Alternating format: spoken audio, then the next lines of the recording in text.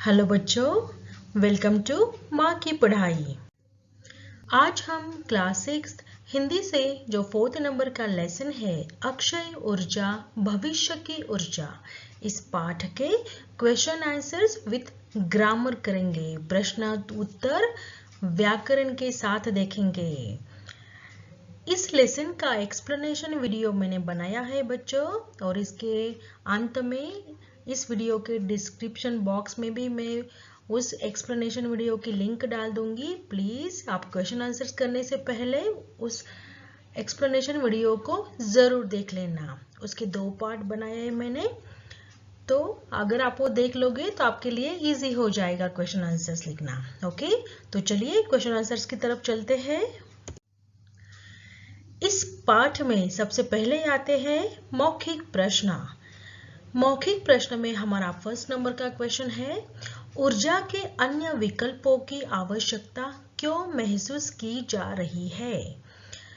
ऊर्जा के अन्य विकल्प, यहाँ पे ऊर्जा यानी आपको पता है ऊर्जा यानी एनर्जी, तो एनर्जी के अन्य विकल्प यानी मोर विकल्प, ऑप्शंस, विकल्प यानी ऑप्शंस। तो ऊर्जा के मोर ऑप्शंस की आवश्यकता क्यों महसूस हो रही है। Why is the need for other energy options being felt? तो उसका उत्तर देखिए, पृथ्वी पर मनुष्य भौतिक सुख सुविधाओं के लिए और आधुनिकीकरण की प्रक्रिया में अत्यधिक ऊर्जा का उपयोग कर रहा है। इसका मतलब है हम जो मनुष्य है वह भौतिक सुख सुविधाएं यानी जो फिजिकल एम्यूनिटीज है, हमें घर में सारे फैन कूलर सब कुछ चाहिए, और आधुनिकीकरण मीन्स मॉडर्नाइजेशन के लिए हम क्या कर रहे हैं, मोर एनर्जी यूज कर रहे हैं। तो अत्यधिक ऊर्जा यानी मोर एनर्जी जो यूज कर रहे हैं, जो नेचर में अवेलेबल है सोर्सेस, एनर्जी सोर्सेस, उसका बहुत ज्यादा मात्रा में उपयोग कर रहे हैं। आगे देखिए, और इसके कारण, यही रीजन है, और इसके कारण वातावरण में ग्रीन हाउस गैसों का उत्सर्जन बढ़ता जा रहा है। तो इसके कारण एनवायरनमेंट में जो ग्रीन हाउसेस के जो गैसों का उत्सर्जन मीन्स पॉइजनस गैसेस जो निकलना, ज्यादा मात्रा में निकलना, उससे हमारे ग्रीन हाउस को इफेक्ट हो रहा है, जिससे पॉइजनस गैस ज़्यादा बढ़ रही है। कार्बन डाइऑक्साइड की यह गैस जो है ज़्यादा बढ़ रहा है, और उसके वजह से क्या हो रहा है, और उससे ओजोन परत का क्षरण हो रहा है। ओजोन परत यानी ओजोन लेयर, ओजोन लेयर का क्षरण यानी थिन होता जा रहा है। वो ओजोन लेयर थिन होता जा रहा है, उसका लेयर जो है वह पतला हो जा रहा है। डिप्लेशन, क्षरण यानी ओजोन लेयर डिप्लीट हुआ जा रहा है, थिन होता जा रहा है, और धरती का तापमान बढ़ता जा रहा है। तो ऐसे पॉइजनस गैस बढ़ते जा रहे हैं, जैसे कार्बन डाइऑक्साइड हो गया और भी गैसेस हो गए, तो उसकी वजह से ओजोन लेयर जो है वह थिन होता जा रहा है, और हमारे अर्थ का टेम्परेचर जो है वह बढ़ता जा रहा है। इसलिए हमें ऊर्जा के अन्य विकल्पों की आवश्यकता महसूस हो रही है। ओके, चलिए सेकंड क्वेश्चन, सौर लालटेन क्या है। सौर लालटेन क्या है। व्हाट इज द सोलर लालटेन। लालटेन यानी जो लैंप होता है उसे कहते हैं सौर लालटेन। आपके टेक्स्ट बुक में उसका पिक्चर भी दिया है लालटेन का, तो आप प्लीज वो चेक देख लेना, तो आपको लालटेन यानी लैंप के जैसे। तो उत्तर देखिए, सौर लालटेन, इसे सूरज की रोशनी में 6 to 8 घंटे, 6 से 8 घंटे चार्ज किया जाता है, यानी सूरज की रोशनी में रखा जाता है 6 से 8 घंटों तक, और यह बिना किसी खर्च के 3 घंटों तक रोशनी देता है। तो यह सौर लालटेन जो है इसे डे टाइम में, दिन में सूरज की धूप, सूरज की रोशनी जब आती है तब 6 to 8 आवर उसको धूप में रखना है और वह ऑटोमेटिकली चार्ज हो जाता है। और रात में जब अंधेरा हो जाता है, अगर हमारे घरों में लाइट चली जाए तो बिना किसी खर्च के, उसके लिए सेल वगैरह इसकी कोई जरूरत नहीं होती है, बिना किसी खर्च के यह हमें 3 घंटों तक यानी 3 आवर्स तक लाइट दे सकता है, रोशनी दे सकता है। यही सौर लालटेन है। ओके, चलिए नेक्स्ट क्वेश्चन। नेक्स्ट क्वेश्चन देखिए, बहते हुए जल से जल विद्युत ऊर्जा कैसे बनाई जाती है? बहते हुआ जल यानी फ्लोइंग वाटर। तो जल विद्युत ऊर्जा का अर्थ होता है हाइड्रो इलेक्ट्रिक एनर्जी। जल विद्युत ऊर्जा यानी हाइड्रो इलेक्ट्रिक एनर्जी। तो इससे ऊर्जा कैसे बनाई जाती है? तो how is a hydro electric energy made from flowing water? उत्तर देखिए, बहते हुए जल से विद्युत ऊर्जा बनाने के लिए नदियों के किनारे बांध बनाकर प्रचुर मात्रा में पानी जमा कर दिया जाता है।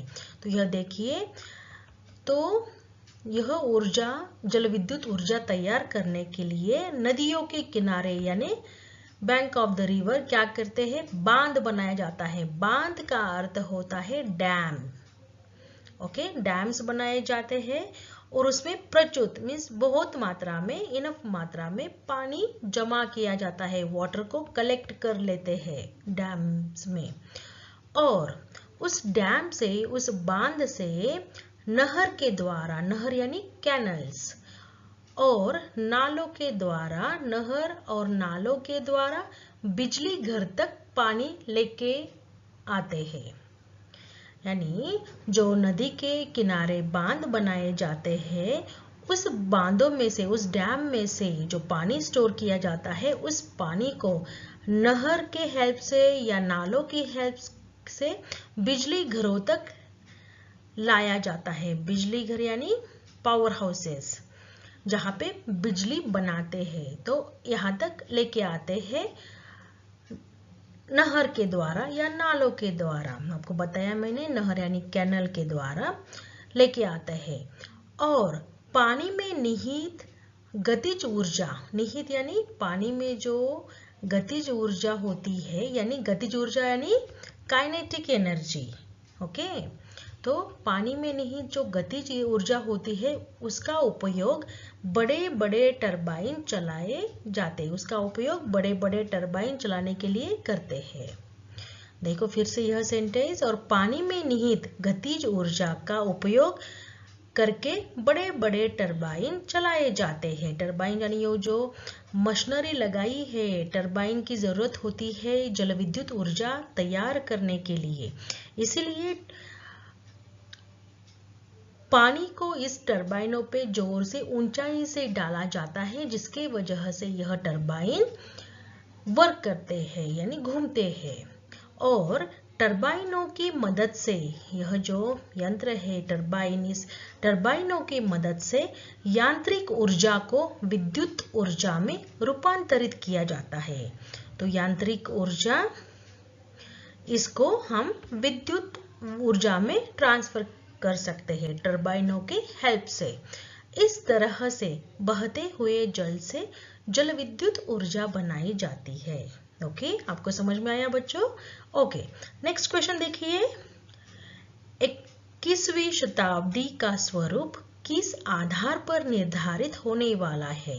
21वीं शताब्दी यानी 21st century, on the basis of which is the 21st century going to be determined?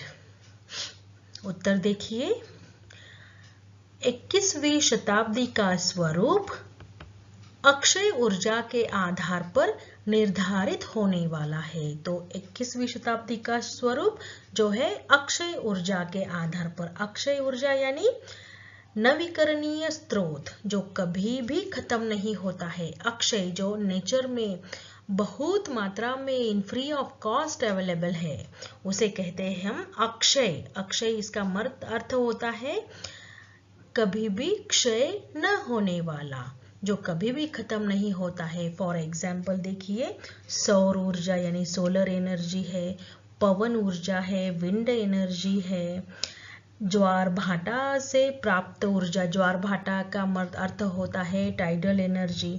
तो यह हमें नेचर में बहुत मात्रा में है, जो कभी खत्म नहीं होगी, उसे ही हम अक्षय ऊर्जा कहते हैं। ओके, तो 21वीं शताब्दी यानी 21 सेंचुरी का जो स्वरूप है वह अक्षय ऊर्जा के आधार पर निर्धारित है। ओके, चलिए नेक्स्ट क्वेश्चन देखते हैं। लिखित प्रश्न का देखिए, फर्स्ट वाला लिखित में ऊर्जा क्या है? ऊर्जा और पर्यावरण का क्या संबंध है? What is energy?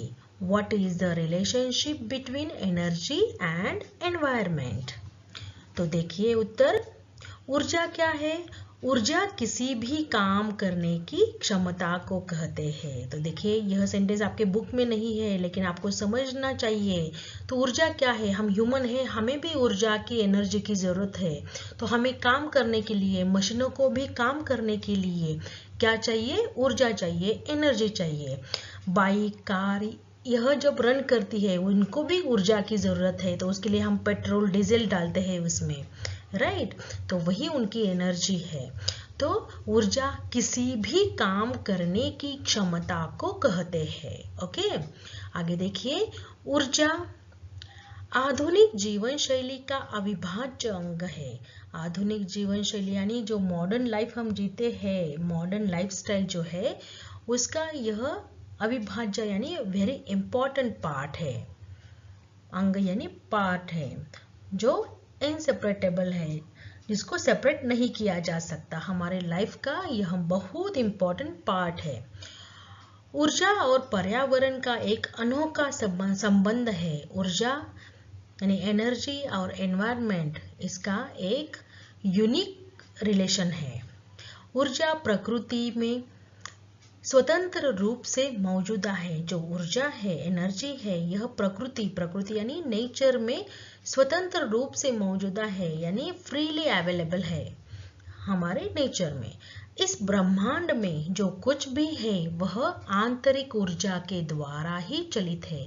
इस ब्रह्मांड यानी इस यूनिवर्स में, ब्रह्मांड यानी क्या? यूनिवर्स। इस यूनिवर्स में जो कुछ भी है, जो कुछ भी दिखाई देता है वह आंतरिक ऊर्जा के द्वारा, जो इंटरनल एनर्जी है उसके द्वारा चल रहा है, उसके द्वारा चालित है। चलिए नेक्स्ट क्वेश्चन देखते हैं। ख नंबर लिखित में टिप्पणी लिखिए, राइट कमेंट। तो नीचे दो आपको वर्ड्स दिए हैं, जैसे अनवीकरणीय ऊर्जा स्रोत और सेकंड है नवीकरणीय ऊर्जा स्रोत। तो इसके बारे में आपको टिप्पणी लिखना है। तो पहले देखेंगे हम अनवीकरणीय ऊर्जा स्रोत, जिसे हम कहते हैं नॉन रिन्यूएबल एनर्जी सोर्स। क्या कहते हैं इसको? Non renewable energy source. इसे ही परंपरागत स्रोत कहा जाता है। ओके, अनवीकरणीय ऊर्जा यानी परंपरागत स्रोत, ऊर्जा स्रोत। देखते हैं, अनवीकरणीय वह स्रोत है जिसे परंपरागत स्रोत भी कहते हैं। तो इसको परंपरागत स्रोत कहते हैं, जिसका निर्माण जो तैयार होने के लिए लाखों करोड़ों वर्ष की प्राकृतिक प्रक्रियाओं के फलस्वरूप हुआ है। तो यह जो अनवीकरणीय ऊर्जा स्रोत है, इसको तैयार होने के लिए, इसको फॉर्म होने के लिए लाखों करोड़ों यानी मिलियंस ऑफ ईयर लग जाते हैं, और वह भी नेचुरल प्रोसेस के द्वारा तैयार होते हैं। और यह प्रकृति में बहुत सीमित मात्रा में उपलब्ध है। यह प्रकृति में यानी यह जो अनवीकरणीय यानी नॉन रिन्यूएबल सोर्स जो है वह नेचर में बहुत सीमित मात्रा में यानी बहुत लिमिटेड है। यह सोर्स जो है यह नेचर में बहुत लिमिट मात्रा में है। क्योंकि इनका पुनर्भरण संभव नहीं है, क्योंकि इसको फिर से हम तैयार नहीं कर सकते हैं। इसको पुनर्भरण का अर्थ है हम उनको फिर से रिचार्ज नहीं कर सकते, बिकॉज आपको पता है उसको मिलियंस ऑफ ईयर लगते हैं फॉर्म होने के लिए, इसीलिए हम उनको पुनर्भरण उनका संभव नहीं है। एग्जाम्पल देखिए, जैसे कोयला, गैस, पेट्रोलियम आदि इसके परंपरागत स्रोत है, यानी यह परंपरागत एग्जाम्पल्स है जो नॉन रिन्यूएबल एनर्जी के एग्जाम्पल्स है। कोयला, गैस, पेट्रोलियम, और यह बहुत लिमिटेड मात्रा में हमारे नेचर में अवेलेबल है। जो माननीय नहीं बच्चों, यहाँ पे मानवीय होना चाहिए, मानवीय यानी ह्यूमन एक्टिविटी के वजह से जो मानवीय कार्यकलापों द्वारा समाप्त हो जा रहे हैं, यानी ह्यूमन एक्टिविटी के द्वारा वह खत्म होते जा रहे हैं, यह ऐसे ऊर्जा स्रोत। सेकंड देखते हैं हम नवीकरणीय ऊर्जा स्रोत। इसका मतलब होता है रिन्यूएबल एनर्जी सोर्स। नवीकरणीय, देखिए नवीकरणीय ऊर्जा स्रोतों को अक्षय ऊर्जा स्रोत कहते हैं। देखिए नवीकरणीय ऊर्जा स्रोतों को क्या कहते हैं? अक्षय ऊर्जा स्रोत कहते हैं, जो कभी खत्म नहीं होते हैं, जो कि रिन्यूएबल है, हम उसको पुनः पुनः निर्माण कर सकते हैं, जो नेचर में बहुत मात्रा में अवेलेबल है, तो उसे अक्षय ऊर्जा स्रोत कहते हैं। यह ऊर्जा स्रोत कभी खत्म नहीं होते हैं, वह कभी खत्म नहीं होते हैं, नष्ट नहीं होते हैं, मतलब यह अक्षय ऊर्जा स्रोत है, यानी अक्षय यानी जिसका कभी क्षय ना हो, और बड़ी मात्रा में पर्यावरण में मौजूद है, मतलब बहुत ज्यादा मात्रा में अवेलेबल है एनवायरनमेंट में, पर्यावरण में, नेचर में। इससे पर्यावरण को कोई भी हानि नहीं होती है, और यह जो नवीकरणीय ऊर्जा स्रोत है, इससे हमारे नेचर को कोई हार्म नहीं पहुंचता है। एग्जाम्पल देखिए, सौर ऊर्जा, पवन ऊर्जा, जल विद्युत ऊर्जा, ज्वार भाटा से प्राप्त ऊर्जा और जैव ऊर्जा, यह अक्षय ऊर्जा के स्रोतों के रूप है, उदाहरण है।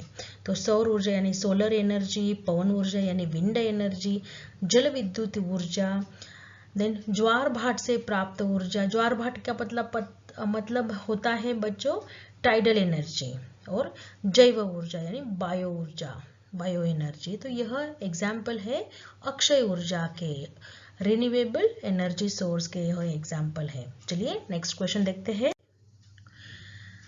ग नंबर का क्वेश्चन देखिए, फोटोवोल्टाइक प्रणाली के क्या क्या लाभ है? आपको पता है फोटोवोल्टाइक प्रणाली क्या होते हैं? एक डिवाइस है, तो इस प्रणाली से जो सूर्य की प्रकाश होता है, सूर्य का जो लाइट होता है, वह इस प्रणाली के द्वारा उस लाइट की, सूर्य के प्रकाश की बिजली बनाई जाती है। तो यह फोटोवोल्टाइक एनर्जी, इसके क्या क्या लाभ है? देखिए, what are the benefits of photovoltaic system? उत्तर देखिए, फोटोवोल्टाइक प्रणाली यह एक प्रकार का यंत्र है जिसकी मदद से सूर्य के प्रकाश से फोटोवोल्टाइक प्रणाली द्वारा बिजली बनाई जाती है, यानी इलेक्ट्रिसिटी तैयार की जाती है। इस इलेक्ट्रिसिटी से घरों में रोशनी के अलावा टेलीविजन यानी टीवी, रेडियो, पंखे यानी फैन तथा सौर जल पंप भी चलाए जाते हैं। जल पंप जो इरिगेशन के लिए यूज होते हैं, वह भी चलाए जाते हैं।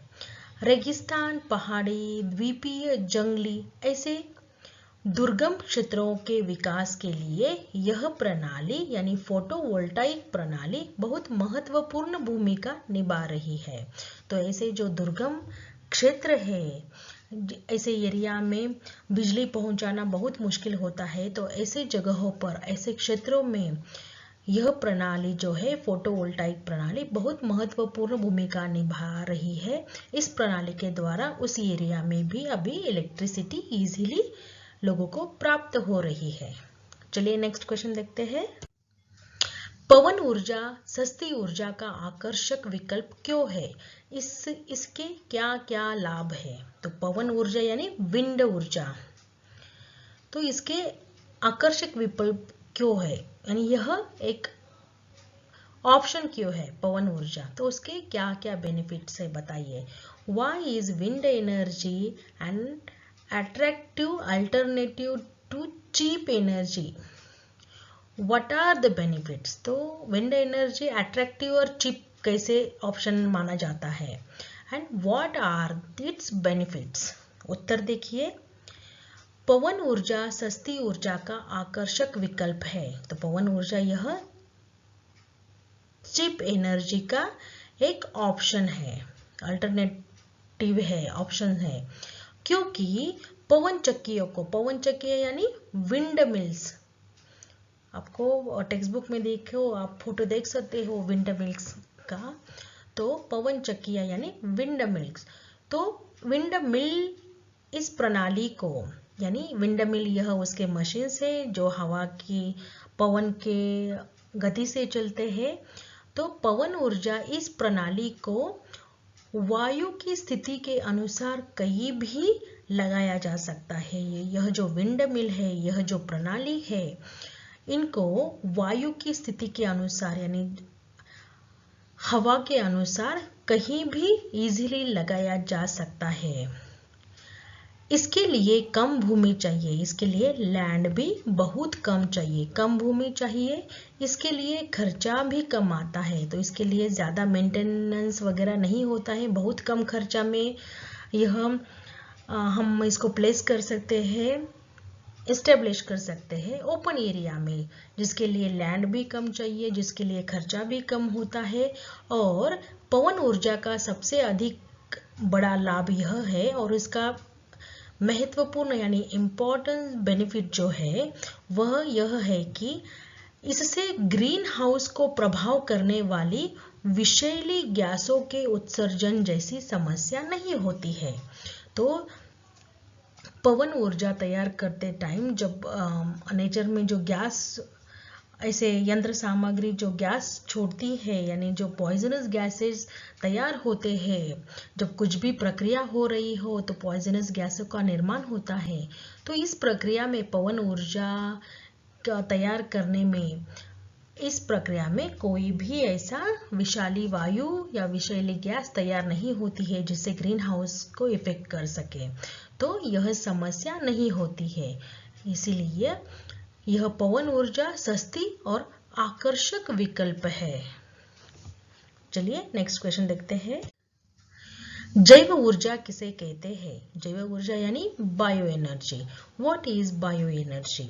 उत्तर देखिए, धरती पर मौजूदा यानी अर्थ के ऊपर जो अवेलेबल संपूर्ण वनस्पति यानी प्लांट्स और जीव पदार्थ जो एनिमल्स वगैरह है, उनसे जो ऊर्जा प्राप्त होती है, तो उनसे प्लांट और एनिमल से जो ऊर्जा प्राप्त होती है उसे जैव ऊर्जा कहते हैं। नेक्स्ट देखिए, जैव ऊर्जा का उपयोग किस किस रूप में किया जाता है? In what form is bio energy used?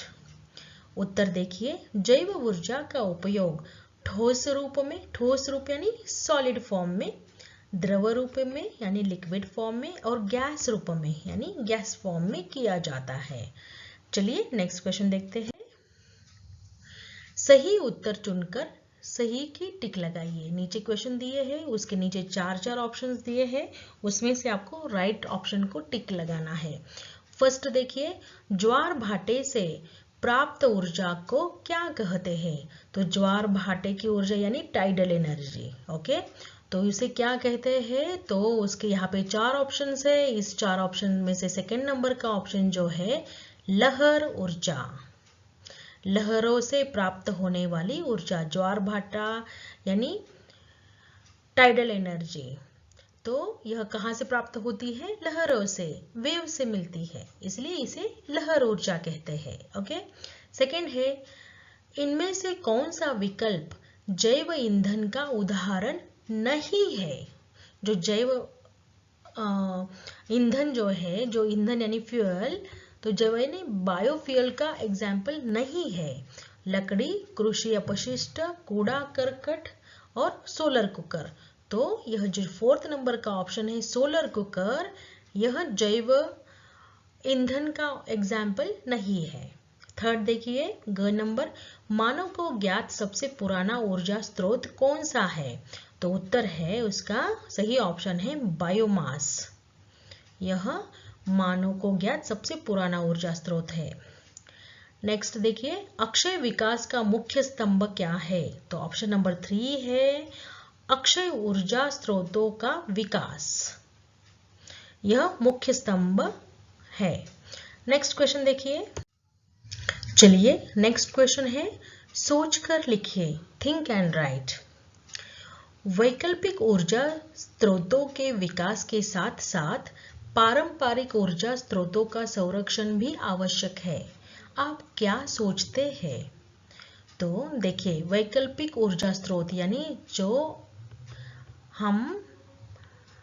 पारंपरिक ऊर्जा स्रोत है वह तो खत्म होते जा रहे हैं, तो उसके ऑप्शन में हमने जो वैकल्पिक ऊर्जा स्रोत है उसका विकास करना और उपयोग करना, उसके साथ साथ पारंपरिक ऊर्जा स्रोत यानी जो नॉन रिन्यूएबल सोर्सेस है उसके संरक्षण की आवश्यकता है। तो आपके विचार से लिखिए, आप क्या सोचते हैं इसके बारे में। तो देखिए उत्तर देखिए, हमें यह पता है कि हमारा पारंपरिक ऊर्जा भंडार समाप्त हो रहा है। तो हम लोगों को यह पता है कि हमारा जो परंपरागत ऊर्जा स्रोत, यहाँ पे पारंपरिक नहीं होना चाहिए, परंपरागत, यहाँ पे यह वर्ड रॉन्ग है बच्चों, यहाँ पे होना चाहिए परंपरागत यानी हमारा ट्रेडिशनल।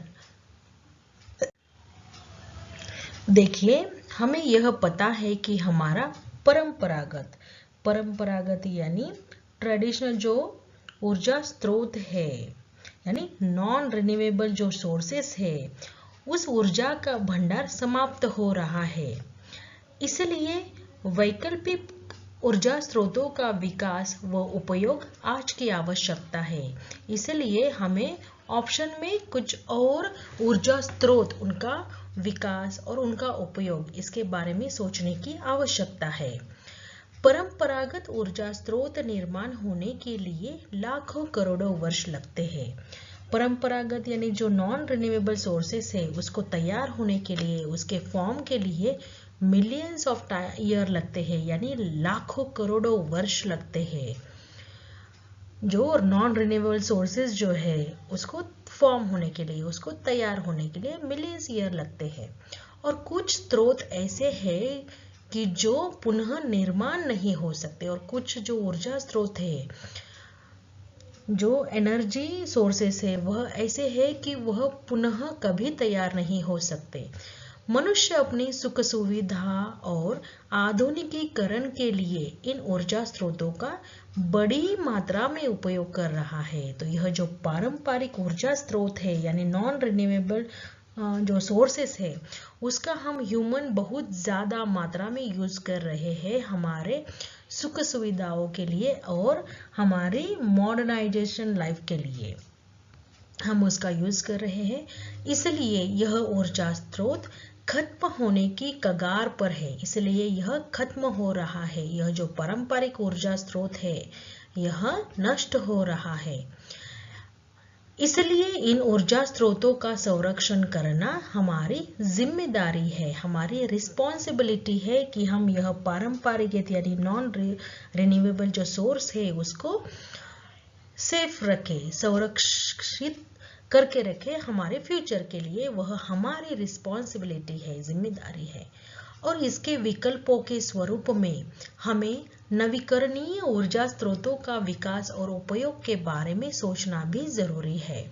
तो अगर यह ऊर्जा स्रोत जो है नॉन रिन्यूएबल यानी परंपरागत ऊर्जा स्रोत जो है, अगर वह खत्म हो जाए तो हमें उसके ऑप्शन के लिए उसका ऑप्शन हमें ढूंढना चाहिए। तो उसके लिए नवीकरणीय ऊर्जा स्रोत, यानी नवीकरणीय तो आपको बताया है, नवीकरणीय यानी अक्षय ऊर्जा स्रोत जो कभी भी खत्म नहीं होंगे। ऐसे ऊर्जा स्रोतों के विकास यानी डेवलपमेंट और उपयोग यानी यूज के बारे में हमें सोचना है, क्योंकि ऊर्जा स्रोतों से ही मनुष्य का विकास और उसका जीवन सुलभ होता है। क्योंकि ऊर्जा स्रोतों से ही हमारे ह्यूमन की डेली एक्टिविटी मीन्स इजी है और हमारा लाइफ इसके ऊपर ही डिपेंडेंट है। चलिए नेक्स्ट क्वेश्चन देखते हैं। आगे आते हैं भाषा से। भाषा से में आपको ग्रामर के क्वेश्चन पूछे जाते हैं बच्चों। तो चलिए फर्स्ट क्वेश्चन देखते हैं। अ उपसर्ग लगाकर विलोम शब्द बनाइए। तो आपको अ लेटर लगा के आपको न्यू वर्ड बनाने हैं। देखो फर्स्ट है सुरक्षित, उसका अ लगा के अ उपसर्ग लगा के बन जाएगा असुरक्षित। प्राकृतिक, अप्राकृतिक। क्षय, अक्षय, देखिए यहाँ पे अक्षय थोड़ा सा लाइट है बच्चों, यहाँ पे अक्षय। ओके। पूरणीय, अपूरणीय। ज्ञात, अज्ञात। विभाज्य, अविभाज्य। पूर्ण, अपूर्ण। स्वच्छ, अस्वच्छ। संभव, असंभव। शिष्ट, अशिष्ट। नेक्स्ट क्वेश्चन देखते हैं। इन वाक्यांशों के लिए सही शब्द चुनकर सामने लिखिए। तो देखिए यहाँ पे ब्रैकेट में आपको कुछ वर्ड्स दिए गए हैं, नीचे कुछ सेंटेंस है।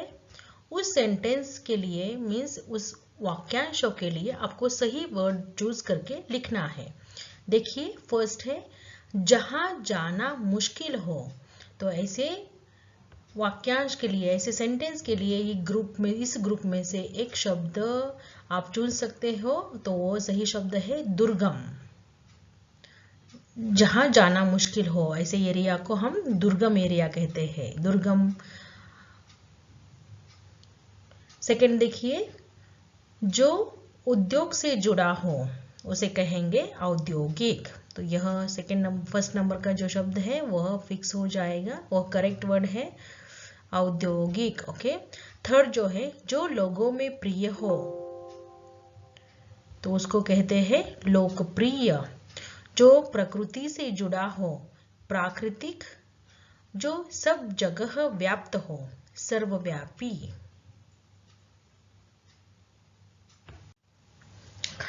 चलिए नेक्स्ट क्वेश्चन देखते हैं। विभक्ति संबंधी अशुद्धियां दूर कर वाक्य दोबारा लिखिए। तो नीचे कुछ सेंटेंस दिए हैं, उसमें विभक्ति संबंधी जैसे से, का, की, ऐसे कुछ अशुद्धियां है, मीन्स प्रॉपर सेंटेंस नहीं है, तो आपको उसको करेक्ट करके फिर से लिखना है। और यह अशुद्धियां जो है वह विभक्ति शब्दों से जुड़ी हुई है। तो देखिए फर्स्ट वाला, कश्मीर से प्राकृतिक सौंदर्य अद्वितीय है। तो यहाँ पे देखिए कश्मीर से, तो यहाँ पे जो विभक्ति होनी चाहिए यह रॉन्ग है। तो यहाँ पे होना चाहिए कश्मीर का प्राकृतिक सौंदर्य अद्वितीय है। तो यहाँ से की जगह पे का आ गया। सेकंड देखिए, हम नदी के तट में घूम रहे हैं। तो में यह रॉन्ग विभक्ति है, तो क्या हो जाएगा, हम नदी के तट पर घूम रहे हैं। तो में के जगह पे पर आ जाएगा। नेक्स्ट देखिए, व्यवसाय द्वारा भी दोनों जुहाए ही थे। तो सही देखिए, सही कैसे लिखेंगे इस सेंटेंस को, व्यवसाय से भी दोनों जुहाए ही थे। तो यहाँ पे से, तो यहाँ पे द्वारा कट हो जाएगा, व्यवसाय से द्वारा कट होके व्यवसाय से आपको लिखना है। वह संतरों को खा रहा है। तो सही होगा वह संतरों को निकल जाएगा और वह संतरे खा रहा है। ओके, वह संतरे खा रहा है, ऐसे सिंपल सेंटेंस बन जाएगा। चलिए नेक्स्ट क्वेश्चन देखते हैं। उचित स्थान पर अनुस्वार और अनुनासिक लगाकर लिखिए। अनुस्वार और अनुस्वार यानी सिर्फ बिंदी लगाना है और और अनुनासिक यानी चंद्र बिंदु लगाना है आपको। तो देखिए ब्रह्मांड, तो देखिए यहाँ पे ब्रह्मांड ऐसे लिखा है, म के ऊपर डॉट दिया है। गांव, देखिए गांव, चंद्र बिंदु लगाना है गांव के ऊपर। सचित, इसका सही हो जाएगा अनुस्वार लगा के संचित। अग, अनुस्वार लगा के अंग, वहां, वहां। यांत्रिक, यांत्रिक। आंख, आंख। जगल, सही शब्द होगा जंगल। संभव, संभव यानी पॉसिबल। जहां, जहां। नेक्स्ट क्वेश्चन देखते हैं। इन वाक्यों को पढ़िए और रेखांकित सर्वनाम का भेद लिखिए। तो आपको सर्वनाम के भेद पता होंगे बच्चों। तो देखिए आपको यहाँ पे सेंटेंस पढ़ना है और जहाँ पे अंडरलाइन किया हुआ शब्द है उसके आपको सर्वनाम के भेद लिखना है। तो देखिए फर्स्ट नंबर, हमें दो प्रकार के स्रोतों से ऊर्जा प्राप्त होती है। तो यहाँ पे हमें, हमें के नीचे अंडरलाइन दिया है। तो हमें, यह पुरुषवाचक सर्वनाम है। कौन सा सर्वनाम है? पुरुषवाचक। सेकंड जो है, इस प्रणाली का हानिकारक प्रभाव नहीं है। तो इस, यह जो शब्द है यह निश्चयवाचक यानी इस यानी परफेक्टली उस पॉइंट के ऊपर दिखा रहा है कि इस प्रणाली का हानिकारक प्रभाव नहीं है। तो यह निश्चयवाचक सर्वनाम है, सर्वनाम का भेद है निश्चयवाचक। आगे देखिए ग नंबर, जैव ईंधन किसी के लिए भी उपलब्ध है। तो किसी के लिए यानी यहाँ पे किसी का नाम नहीं लिया, किसी के ऊपर करेक्ट इशारा नहीं किया है। तो किसी यानी अनिश्चयवाचक, तो यह अनिश्चयवाचक सर्वनाम का भेद है। आगे देखिए, सूर्य स्वयं ही ऊर्जा की कमी को पूरा कर सकता है। तो स्वयं, स्वयं के नीचे अंडरलाइन है ये, तो यह नीचवाचक मीन खुद के लिए बोल रहे हैं, तो यह नीचवाचक है। नेक्स्ट देखिए, जिनको इनाम मिला है वह मेरा भाई है। तो जिसको इनाम मिला है, जिसको इनाम मिला है वह मेरा भाई है। तो यह संबंधवाचक सर्वनाम का भेद है। यहाँ पे संबंध दिखा रहा है कि वह मेरा भाई है जिसको इनाम मिला है। तो वहाँ यहाँ पे रिलेशन दिखा रहा है, संबंध दिखा रहा है। नेक्स्ट और लास्ट है, यह ईंधन का आदर्श स्रोत है। तो यह भी निश्चयवाचक सर्वनाम है। तो चलिए बच्चों, इसी के साथ साथ हमारे इस पार्ट के क्वेश्चन आंसर्स और व्याकरण खत्म हो जाते हैं बच्चों। अगर आपको कुछ भी डाउट आया हो तो प्लीज़ कमेंट बॉक्स में कमेंट कर देना, मैं वो डाउट को सॉल्व करने की कोशिश करूंगी। अगर आपको यह वीडियो अच्छा लगा हो तो प्लीज़ मेरे वीडियो को लाइक कीजिएगा, अपने फ्रेंड्स और स्कूल के साथ शेयर कीजिएगा और मेरे चैनल को सब्सक्राइब ज़रूर कीजिएगा ताकि आप और भी अच्छे वीडियो देख सको। जो अगले लेसन के मैं क्वेश्चन आंसर्स और एक्सप्लेनेशन वीडियो डालूंगी उसको देख सको, इसलिए प्लीज़ मेरे चैनल को सब्सक्राइब करना। Thank you.